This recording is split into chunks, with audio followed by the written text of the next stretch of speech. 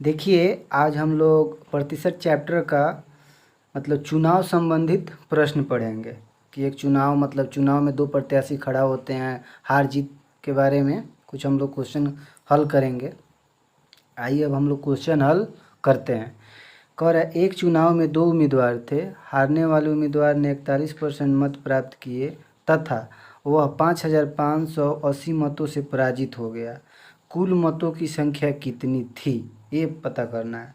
तो चलिए हम आराम से लिख देते हैं। पहला प्रत्याशी पहला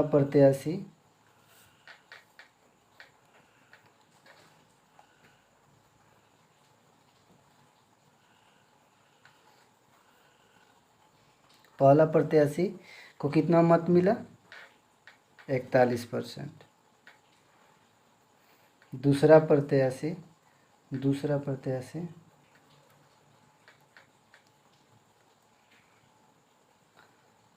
तो 100% वोट में पहला प्रत्याशी को 41% वोट मिला, तो दूसरे प्रत्याशी को कितना मिला होगा, 59% वोट।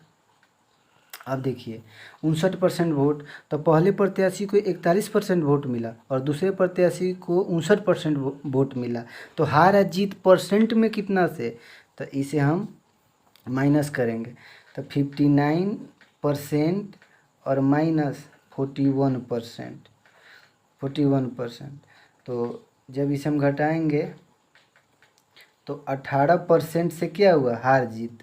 परसेंट में कितना परसेंट से हार जीत, 18% से। लेकिन रियल में कितना मतलब मत से हार जीत, तो 5,580 वोट हार जीत। परसेंट में 18% से, लेकिन वोट में 5,580 वोट से हार जीत होगा।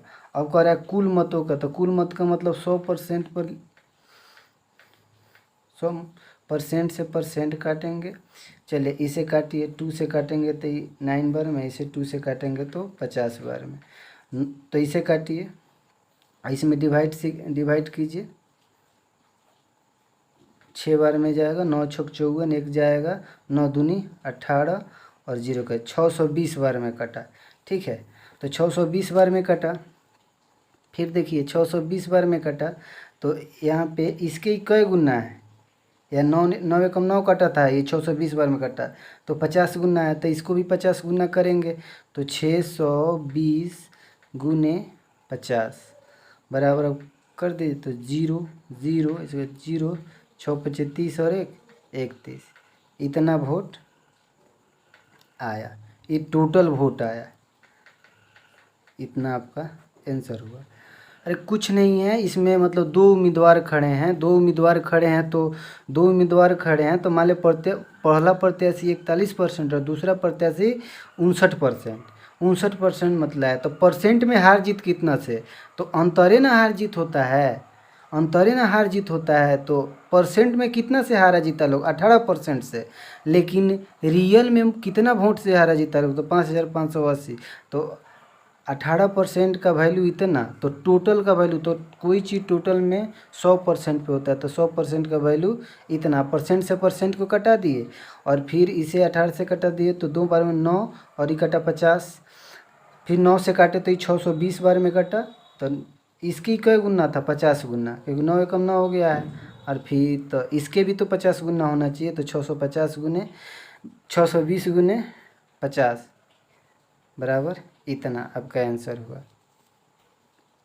आइए सेकेंड नंबर क्वेश्चन हम लोग देखते हैं। कह रहा है, एक चुनाव में दो उम्मीदवार थे।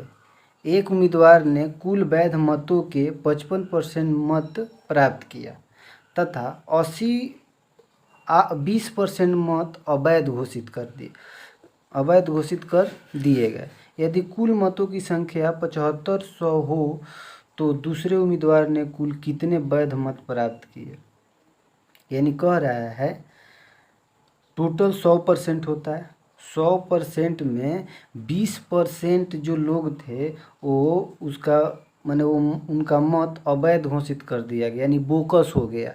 ठीक है, मतलब बोकस कहता है लोग, यानी अवैध घोषित कर दिया गया, माने वोट डाले बट सही वोट नहीं डाल पाए।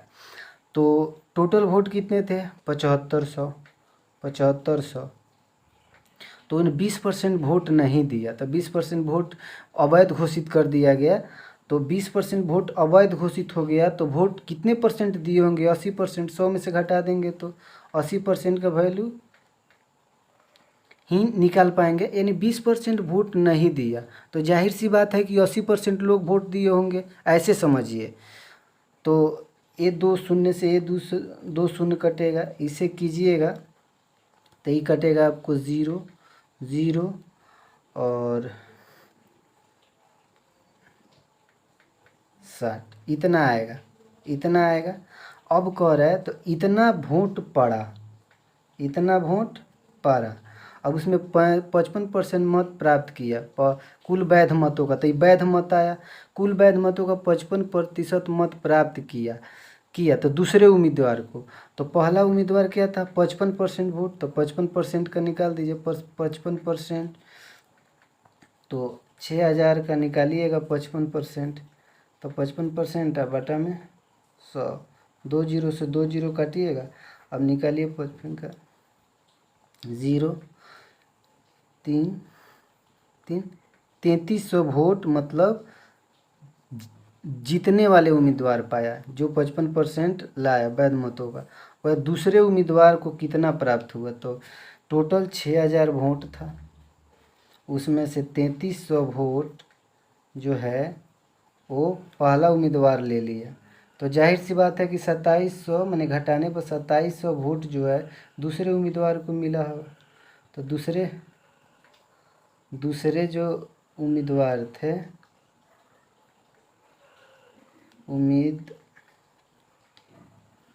उम्मीदवार उनको 2700 वोट मिला। आंसर हुआ आपका, कुछ नहीं करना है। 20% वोट जो था ना अवैध घोषित कर दिया गया। नहीं, आप समझिए कि जिसे हम लोग बोकस कहते हैं, बोकस हो गया। वो वोट डाले लेकिन उस वोट का कोई वैल्यू नहीं रहा। तो ऐसे समझिए कि 20% वोट देने कोई गया ही नहीं। तो 20% जब वोट देने नहीं गया तो 80% लोग वोट दिया होगा। तो टोटल 7500 वोट था, जिसमें से 80% वोट मैंने 80% का हम लोग वैल्यू निकाला, तो 6000 वोट पड़ा। अब 6000 वोट में से 55% पहला प्रत्याशी ले लिया, तो उसका 55% निकाल दिए, तो इतना बचा। अब इतना आया। अब 6000 में से पहले प्रत्याशी का वोट घटा दिए, तो दूसरे प्रत्याशी का वोट आ गया। आंसर होगा इतना आपका। आइए अब हम लोग तीसरे नंबर क्वेश्चन सॉल्व कर रहे हैं। एक चुनाव में 2 उम्मीदवार थे। इस चुनाव में 8% मतदाताओं ने अपने मत का प्रयोग नहीं किया। जीतने वाले उम्मीदवार ने कुल मतों का 48% मत लेकर दूसरे उम्मीदवार को 1100 मतों से पराजित कर दिया। उस चुनाव में कुल कितने मतदाता थे, यानी कितने मतदाता थे, ये चीज़ निकालना है। तो देखिए 100%, टोटल कोई भी चीज़ परसेंट में 100% पे होता है। तो 100% था, जिसमें से 8% लोग मतदान देने नहीं गए, तो 8% हम घटा देंगे। तो कितना लोग मतदान देने गए 92% लोग मतदान देने गए।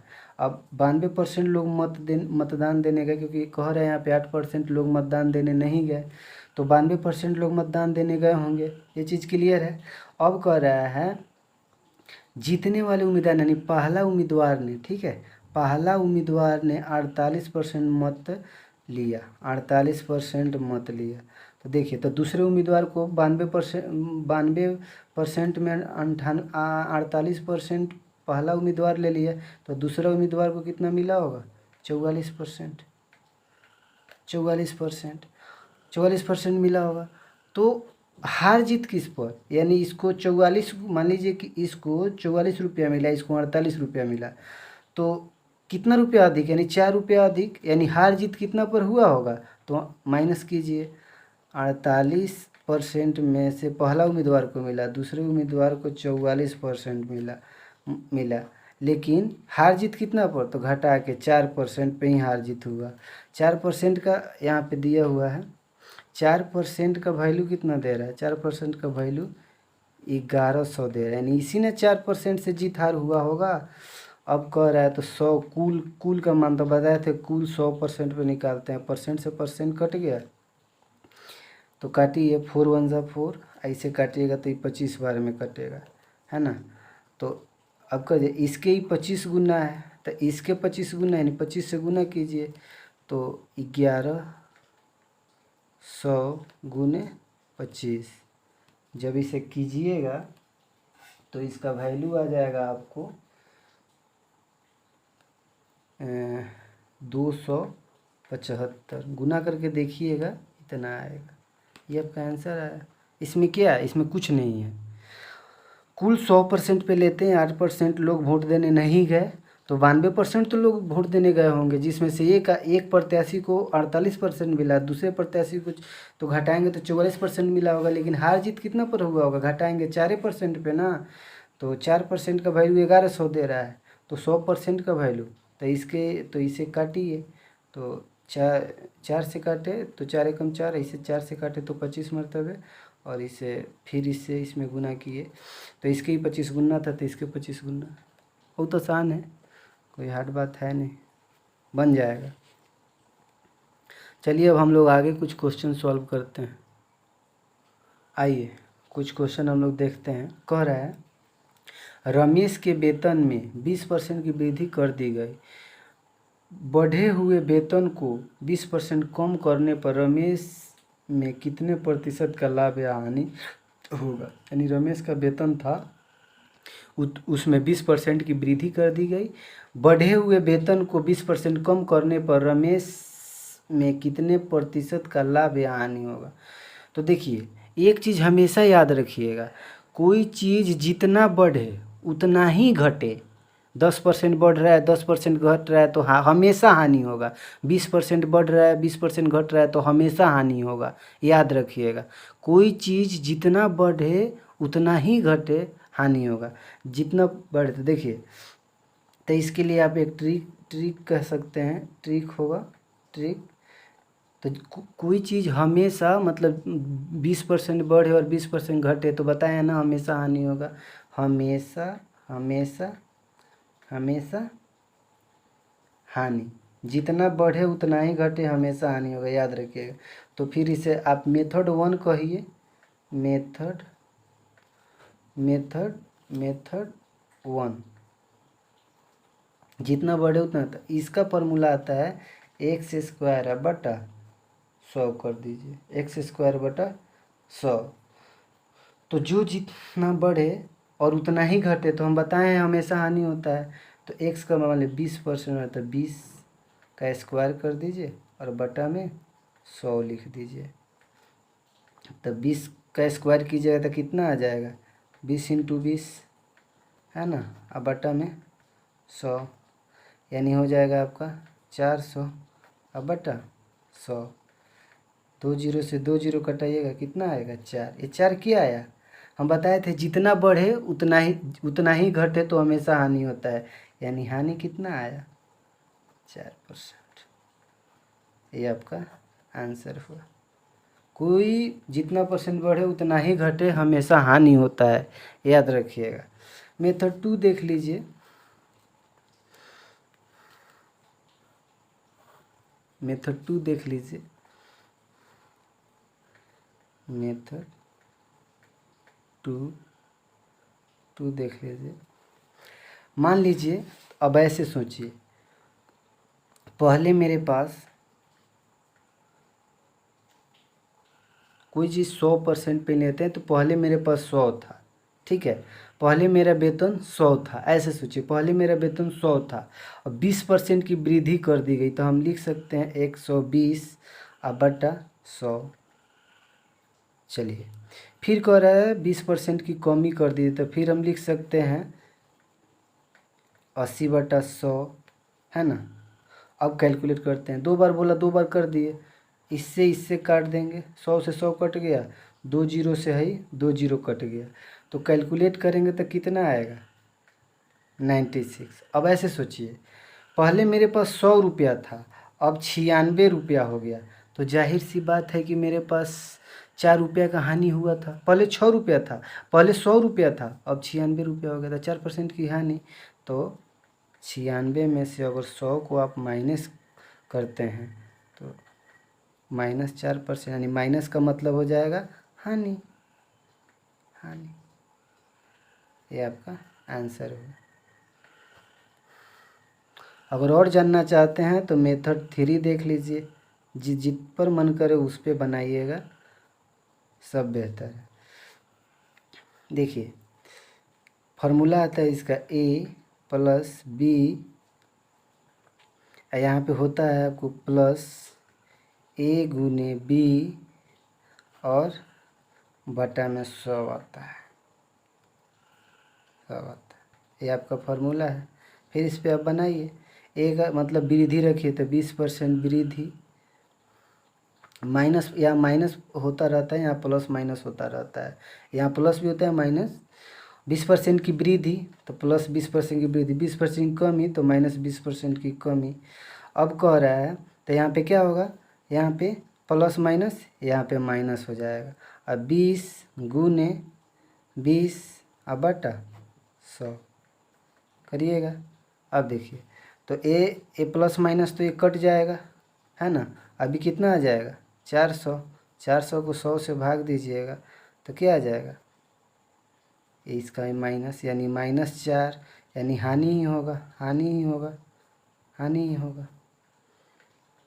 जैसे आपको अच्छा लगे आप बना सकते हैं। चलिए अगला क्वेश्चन देखते हैं। एक वस्तु की कर की दर में 10% की कमी की गई तथा इसकी खपत में 10% की वृद्धि की गई, इससे राजस्व पर क्या प्रभाव पड़ेगा। फिर वही चीज़ हम बताए थे, कोई चीज़ जितना % बढ़े उतना ही घटे तो हमेशा हानि होता है। तो क्या इसका फार्मूला था मेथड 1 का, मेथड 1 का क्या फार्मूला था, x² अब बटा 100, यही ना बताए थे। तो x का वैल्यू कितना है 10, इसका स्क्वायर कीजिएगा अब बटा 100 तो क्या हो जाएगा 100 अब बटा 100, काटिएगा तो 1।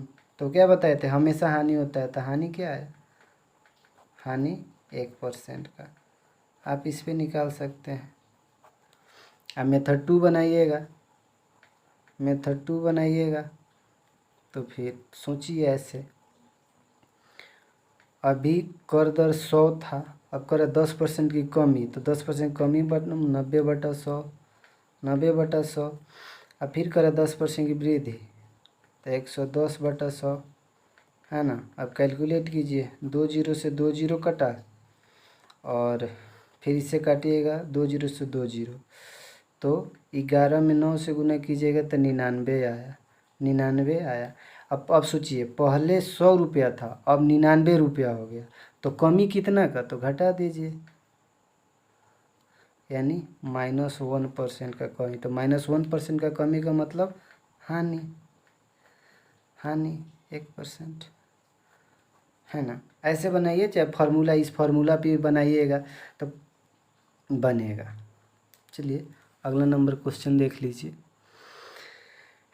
कह रहा है एक आयत की लंबाई में 10% की वृद्धि तथा चौड़ाई में 10% कमी करने पर उसकी क्षेत्रफल में कितने प्रतिशत की वृद्धि अथवा कमी है। तो हम बताए हैं कि जितना बढ़े उतना ही घटे तो क्या होता है, हमेशा हानि होता है। तो चलिए हानि क्या बताया था, इसका फार्मूला जितना बढ़े उतना घटे, x² और बटा 100। तो बनाइए, x² का मतलब 10 का स्क्वायर अब बटा 100, तो कीजिएगा तो ये हो जाएगा 100/100, कटेगा 1, यानी 1% की हानि। ये आपका आंसर हुआ। सेकेंड मेथड, थर्ड मेथड सबसे बना सकते हैं। चलिए अगला क्वेश्चन हम लोग सॉल्व करते हैं। कह रहा है चाय के मूल्य में 10% कमी होने के कारण 270 रुपये में खर्च करने पर पहले से 250 ग्राम चाय अधिक आती है। चाय का पहले वाला भाव तथा नया वाला भाव ज्ञात करना है। ठीक है, तो पहले वाला भी भाव और मतलब पहले वाला भाव, कमी होने से पहले वाला भाव और कमी होने के बाद वाला भाव भी निकालना है। तो आइए सॉल्व करते हैं हम इसे। तो हम सॉल्व करेंगे इसे, तो सॉल्व करेंगे इसे। तो चलिए पहले वाला भाव मान लेते हैं। पहले वाला भाव मान लीजिए एक्स, रूल है, नियम है, उस बनाते हैं। पहले वाला भाव का 10% की कमी, तो एक्स में 10% कमी बटा 90/100 हो जाएगा। काटेंगे तो कितना आ जाएगा, 9x/100। इतना कमी हो जाने पर 250 ग्राम चाय अधिक मिलता है। तो बस आप ऐसे बनाइए, अधिक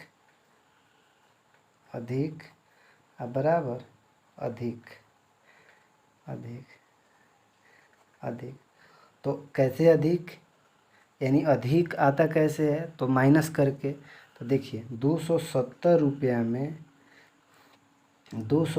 रुपया में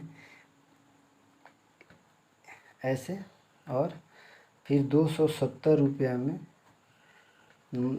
दाम घटने पर इतना आया था, है ना, 10x।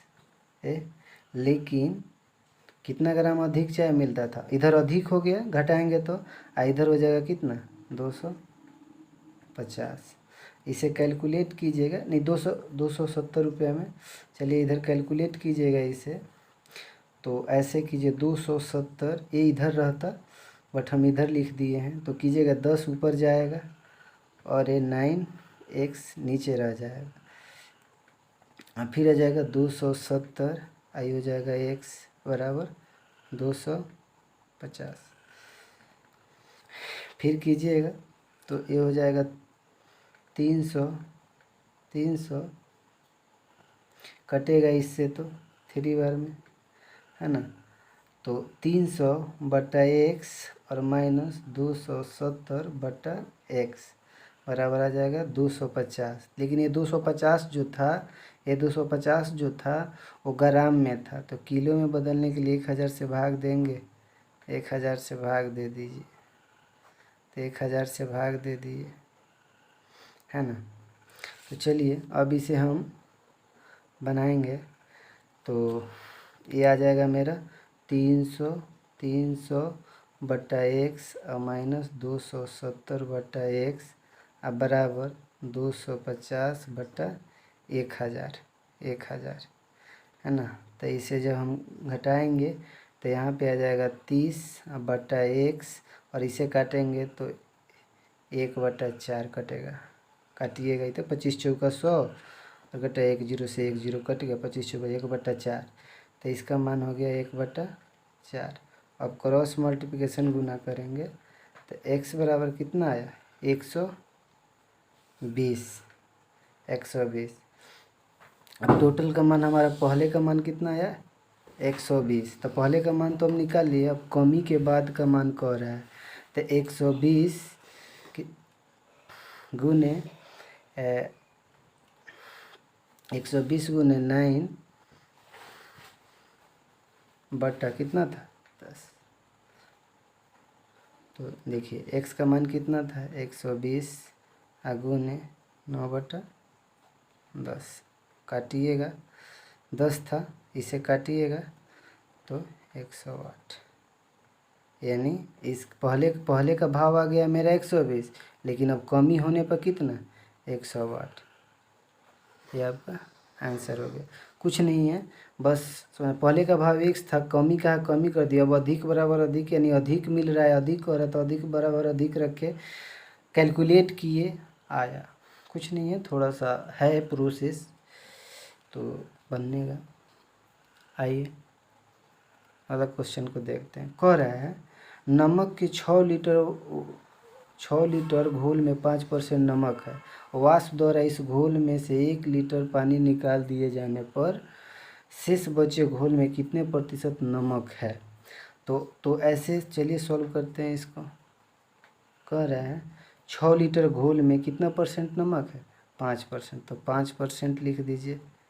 6 लीटर घोल में 5% नमक है अब करें 1% पानी निकाल दिया जाता है, तो 5% पानी निकाल दिया तो कितने परसेंट नमक होगा? तो 1% नहीं पता, ये कटेगा, इसे ही काटिएगा, x का वैल्यू 6%। आपका आंसर है। ये चीज़ समझे। कह रहे हैं नमक के 6 लीटर घोल में 5% नमक है, तो 6 लीटर घोल में 5% नमक है। वाष्प द्वारा यानी वाष्प बनकर इस घोल में से 1 लीटर पानी निकल गया, तो पहले 6 लीटर पानी था, अब 1 लीटर पानी निकल गया तो 5 लीटर पानी बचा होगा। तो अब नमक कितना परसेंट, तो नहीं पता है, तो x%। इस परसेंट को परसेंट से काट दिए, 5 से 5 कटा तो x का वैल्यू कितना 6, यानी अब नमक कितना परसेंट 6%। चलिए आगे कुछ क्वेश्चन है उसे सॉल्व कर देते हैं। अरे a का 60%, तो लिख दीजिए a या का मतलब गुना 60% का मतलब 60/100 लिख सकते हैं। फिर कह रहा है बराबर है b का मतलब गुना 3/4। चलिए सॉल्व करते हैं। 0 से 0 कटेगा, 3 2 से काटेंगे 2 3, 2 से काटेंगे 2 5। तो अब करेंगे तो 3a/5 अब बराबर 3b/4 4 आया। तो देखिए इसे काटेंगे, कट जाएगा 3 से 3, तो यहाँ a/5 अब बराबर b/4 4 आया। तो रेशियो में नीचे होता है, इसका मान नीचे, a का मान 5 होगा, b का मान 4 होगा। तो यहाँ से आपसे पूछा जा रहा है a अनुपात b का मान कितना होगा, तो 5/4 आंसर। आज के लिए इतना ही रहने देते हैं और फिर हम लोग नेक्स्ट क्लास में एक्सरसाइज को सॉल्व करेंगे। ठीक है, तो अब हम लोग क्वेश्चन को रहने देते हैं और फिर नेक्स्ट क्लास में एक्सरसाइज सॉल्व करेंगे और फिर अगले क्लास में हम लोग मिलते हैं। धन्यवाद।